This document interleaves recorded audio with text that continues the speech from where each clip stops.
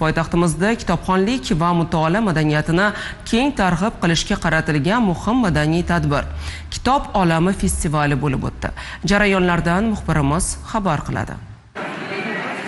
Yurtimizda o'tkazilayotgan kitobxonlik festivalining ikkinchi kuni ham boy va mazmunli dastur bilan davom etdi. Dastlab birinchi kunga an'anaga muvofiq ravishda turli yo'nalishlardagi kitob taqdimotlari o'tkazildi. Yangi nashrlar, mualliflik loyihalari hamda badiiy va ilmiy yo'nalishdagi asarlar keng jamoatchilikka tanishtirildi. Suhbatlar bo'ladi, savol-javoblar bo'ladi. Shunga marhamat o'tiringlar. Kitoblar festivalida 20 ga yaqin yirik nashriyotlar faol ishtiroki va yoshlar o'rtasida kitobxonlik madaniyatini targ'ib qilishga qo'shgan hissasi uchun taqdirlandi. Festivalning yana bir muhim jihati tadbirga tashrif buyurgan har bir ishtirokchiga badiiy va tarjima qilingan kitoblarning bepul taqdim etilgani bo'ldi. Mazkur aksiya yoshlarning kitob o'qishga bo'lgan qiziqishini yanada oshirish, kitobni eng yaqin do'st sifatida targ'ib etishga xizmat qiladi. Kitob olami festivali bo'lib o'tmoqda va ushbu festivalga shaxsan o'zim, do'stlarim, yaqinlarim bilan tashrif buyurdim. Olgan narsa, eng ajoyib narsa bu o'sha barcha nashriyotlarning bir joyga yig'ilgani bo'ldi.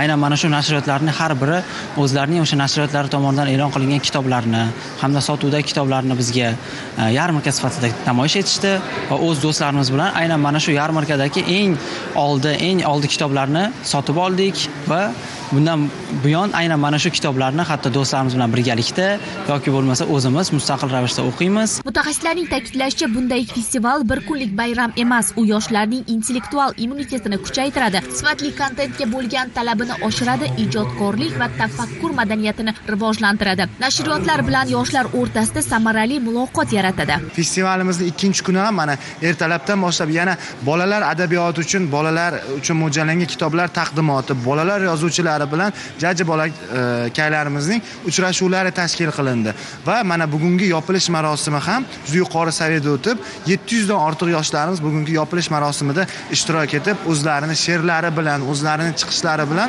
mana shu festivalimizga bir o'zgacha ruh bag'ishladi. Bu loyihalar bilan cheklanib qolmasdan, bu loyihamizni keyingi yilda yanada katta tarzda viloyatlarda ham bu loyihamizni ommalashtirishni bugun reja qilgan desak adashmayman. Tadbir davomida ko'plab yoshlar mualliflar bilan suhbatlashish, yangi kitob topish va yangi g'oyalar bilan boyish imkoniyatiga ega bo'ldi. Diyora G'aniyeva, Aydos Ermekbayev, Abdulloh Sultonxo'jayev, Zamon informatsion dasturi uchun.